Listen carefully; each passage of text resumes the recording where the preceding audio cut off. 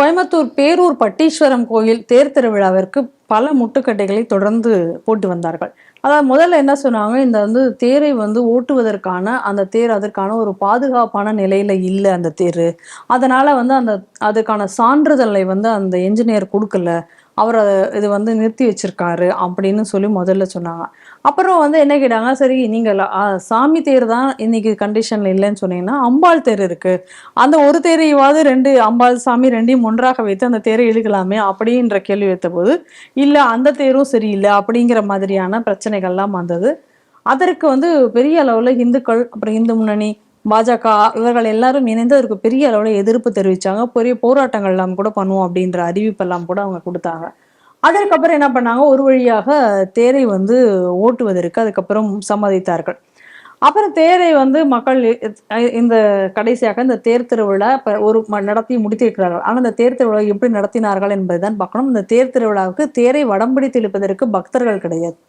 ஆனா அதற்கு பதிலாக என்ன பண்ணியிருக்காங்கன்னா, புல்டோசர், கிரேனு இதெல்லாத்தையும் வச்சு இதை இழுத்திருக்கிறார்கள் இந்த தேரை அப்படிங்கக்கூடிய தகவல் வருது.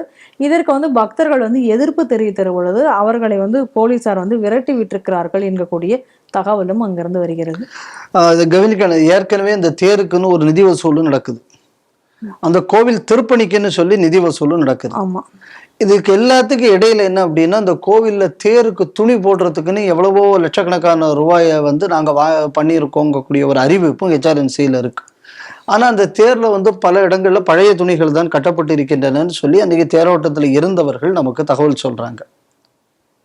இப்ப நம்ம கேள்வி என்ன அப்படின்னு சொன்னா, 2008 2009 இருந்தே அந்த தேர் சரியில்லைன்னு சொல்லிக்கிட்டு இருக்கிறது. அதுக்கப்புறம் அது இது அப்ப சரி, இப்ப அதுக்குன்னு ஏன் இப்ப வசூல் பண்ணீங்க? வசூல் பண்ண அந்த வேலையை முடிச்சிருக்கணும்ல. கண்டிப்பா. அப்ப ஏன் இவ்வளவு வருஷமா அந்த திருப்பணி நடக்கவில்லை? இன்னைக்கு நேத்திக்கு இது சொல்லப்பட்டது இல்லையே. சரி, முதல்லயே உங்களுக்கு இந்த தேர் ஓடாதுன்னா முதல்ல என்ன சொல்றாங்க, தேர் திருவிழான்னு சொல்லி இன்விடேஷன் போட்டாச்சு. ஆமா, இன்விடேஷன் போட்டதுக்கு அப்புறம் தேர் சரியில்லைன்னு சொன்னதுக்கு அப்ப என்ன அர்த்தம்? அப்ப நீங்க இன்விடேஷன் போடுறதுக்கு முன்னாடி இல்லைங்க இந்த வருஷம் தேர் இதுதாங்க, அதனால நாங்க இந்த தடவை இன்விடேஷன் போட போறது இல்லைங்க, அப்ப முதல்ல நீங்க சொல்லியிருக்கணும். ஆமா. அப்ப இதுல 2 விஷயம் பார்க்கணும்.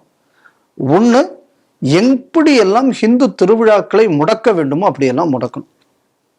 ஏற்கனவே நீங்க திருவண்ணாமலையில ஒரு திருவிழா, ஒரு கோவில் திருவிழா, அதை நிறுத்தினாங்க. என்னடான்னா கூட்டம் நிறைய வந்துருச்சு, அதனால எங்களால எல்லா இடமும் பண்ண முடியாதுன்னு சொல்லி ஒரு காரணம் சொல்லி இந்த பாட்டினாங்க.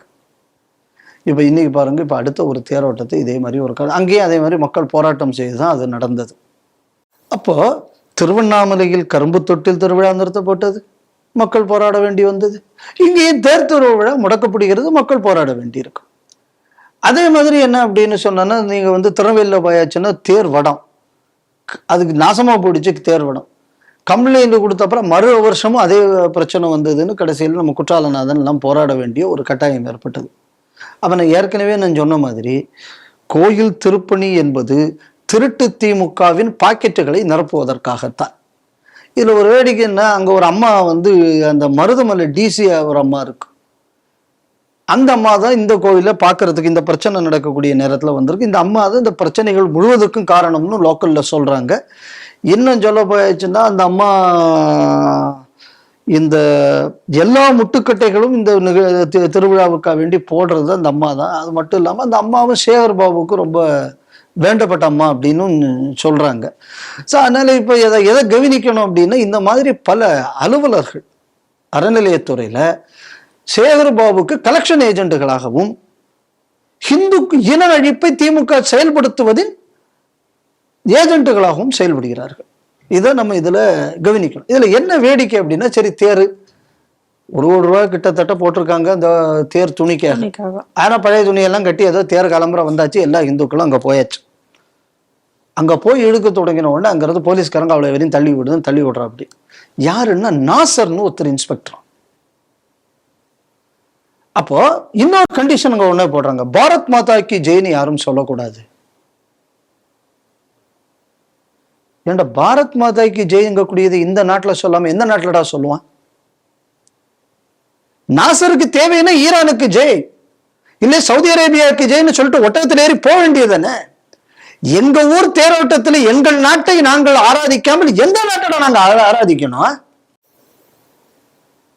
இந்த கேள்வி நம்ம கேட்டாகணும்ல. ஏண்டா பரலோக ராஜ்யம் சமீபித்து இருக்கிறதுங்கிறானே, அப்ப அந்த பரலோக ராஜ்யம்னு எதத்தட நீ சொல்ற? அப்ப இன்னொரு நாட்டுக்கு கொடுக்கறது நியாயம்? நீ என்னைக்காவது வேளாங்கண்ணில போய் கேட்டிருப்பியா? அன்பு மணக்குது அருள் சுரக்குது அரபு நாட்டிலே பாட்டு போடுறான்ல. அப்ப ஏண்டா இன்னொரு நாட்டுக்காக வேண்டி இங்க இதுக்கிட்ட சுரக்கணும்னு எவனா போய் கேட்டிருக்கலடா? அப்ப வேற நாடுகளை இங்க இருந்து புகழக்கூடியதுக்கெல்லாம் இந்த நாட்டில் அனுமதி உண்டு. என் நாட்டில் என் தேசத்தை நான் வாழ்க என்று சொல்வதற்கு அனுமதி இல்லை அப்படின்னு சொன்னா நம்ம எந்த நாட்டில் இருக்கவங்க கூடிய கேள்விக்கு அடுத்தது பதில் தெரிஞ்சாகணும். அதுக்கப்புறம் மேல இருக்கிற ஒரு போலீஸ் அதிகாரி வந்து கடைசியில மக்கள்கிட்ட வந்து மன்னிப்பு கேட்டு சாந்தப்படுத்தி கடைசியில நிகழ்ச்சி நடந்திருக்கு. அப்ப நம்ம எதை கவனிக்கணும் அப்படின்னு, இதுக்கு எல்லாத்துக்கும் காரணம் அந்த டிசியா இருந்த அந்த அம்மா தான். இந்த மருதமலையில டிசியா இருக்கக்கூடியதான் இந்த வேலைகளை செய்யுது. இப்ப இதே மாதிரி காவிக்குடி கட்டினாங்க எங்க நம்ம திருவட்டார் கோவில் கும்பாபிஷேகத்துல. காவிக்குடி கட்டப்படாதுன்னு அப்படியே சேகர் பாபு ஏன்டா பின்ன கருப்பு சிவப்பாடா கட்டுவான், இல்லைன்னா பச்சை கொடியவாடா கட்டுவான்? ஹிந்துக்களுக்குள்ள புனிதமான கொடியை தண்டை ஹிந்து கோவில்ல கட்டுவான். இதெல்லாம் எதை நம்ம கவனிக்கணும்னா, எப்படி ஹிந்துக்கள் குரல் வலையை நெரிப்பது மட்டுமல்லாம ஒரு ஹிந்து ஒரு பண்டிகையோ இல்லைன்னா அவனுக்குள்ள ஒரு திருவிழாவையோ கூட தமிழகத்தில் கொண்டாட முடியாத ஒரு நிலை என்று தமிழகத்தில் ஏற்பட்டிருக்கு. அதே மாதிரி அங்க பாரத் மாதா கே ஜெயின்னு சொன்னோம்னா பாரத மாதா என்னத்தையோ புடுங்கனான்னு சொல்லி ஒரு திமுக காரன் அங்க வந்து சொல்றான் எங்க சுசீந்திரத்துல பச்சைய கட்ட வார்த்தை பேசுறான். எனக்கு இதெல்லாம் பார்க்கும்போது என்ன ஞாபகம் வருதுன்னா, நான் ஒரு 2002 2003 அந்த காலகட்டங்களில் நான் டாக்கா போயிருந்தேன். நான் போயிருந்த நேரத்தில் அங்கே துர்கா பூஜை நடந்துகிட்டு இருந்தது. அப்போ அந்த டாக்கேஸ்வரி அப்படிங்கிற அந்த கோவில் அது வந்து நம்ம 54 சக்தி பீடங்கள்ல ஒண்ணு. அப்ப நான் டாக்கேஸ்வரி போயிருக்கும் போது பெரிய பந்தல் போட்டு க்ளோஸ் பண்ணி அந்த ஸ்பீக்கர் பாக்ஸ் எல்லாம் கீழே வச்சிருக்காங்க. எனக்கு புரியல என்ன அப்படின்னு. நம்ம இங்க என்ன வேணாலும் பண்ணிக்கலாம், இந்த சவுண்டு மட்டும் வெளியில போயிடக்கூடாது. அந்த கண்டிஷன்ல தான் நாங்க இங்க வந்து சாமி கும்பிட்டுக்கிட்டு இருக்கோம்னு டாக்கேஸ்வரியில சொன்னாங்க என்கிட்ட. அப்போ இன்னைக்கு இந்த நிலை இந்த தமிழகத்தில் இருக்கிறது இந்த திராவிட ஆட்சியில். அப்ப இங்க நடத்தக்கூடியது ஜிகாதி ஆட்சி தானே, இது தமிழனின் ஆட்சி இல்லையே. அதே நேரத்துல அவன் அங்க 5 நேரமும் ராத்திரி பகல் பார்க்காம ஓன்னு அலறான். அப்ப 10 டெசிபிள்லாம் தெரியாது. ஆனா பட்டாசு வெடிச்சாச்சுன்னா கேஸ் போடும்போது 10 டெசிபிள் ஞாபகம் வரும் போலீஸ்காரங்களுக்கெல்லாம். அப்ப இது ஹிந்துக்களுக்கு எதிரான அடக்குமுறை இல்லாம என்ன? ரெண்டாவது, ஏற்கனவே நீங்க வந்து கோட்டை ஈஸ்வரன் கோயில் ஒண்ணும் இல்லாம ஆக்கியாச்சு கோட்டமேட்டில். இப்ப அந்த ஏரியால நல்ல பெரிய ஈஸ்வரன் கோவில் வந்து நம்ம பட்டீஸ்வரன் கோயில். இப்ப நீங்க அதையும் சொல்லி முடிச்சிட வேண்டியதுன்னு. அப்ப ஹிந்துக்களுக்குள்ள முக்கியமான வழிபாட்டு தலங்கள் என்னென்னலாம் உண்டோ இன்னைக்கு கோயம்புத்தூர் ஜோன்ல இது ஒவ்வொன்றாக குறிவைக்கப்படுகிறது.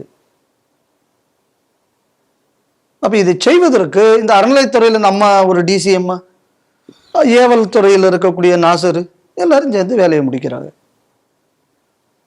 அப்போ ஹிந்துக்கள் நல்லா தெரிஞ்சுங்க, வர்ற தேர்தலில் மறுபடி திமுகவுக்கு நீங்க ஓட்டு போட்டீங்க அப்படின்னு சொன்னா நீங்க செய்யக்கூடியதையும் கூட ஒரு மகா பாவம் எதுவும் இருக்க முடியாது. எவன் ஒருத்தன் தன் சொதர்மத்தை கடைபிடிக்காமல் விடுகிறானோ அவன் மகா பாவின்னு இருக்கு பகவத்கீதை. என் தர்மத்தை பாதுகாப்பது அத மாதிரி. திமுகவுக்கு நீங்க ஓட்டு போட்டீங்க அப்படின்னா உங்க தலையில நீங்க கொள்ளிக்கட்டையை வைத்துக் கொள்கிறீர்கள் என்பதை மறந்து விடாதீர்கள்.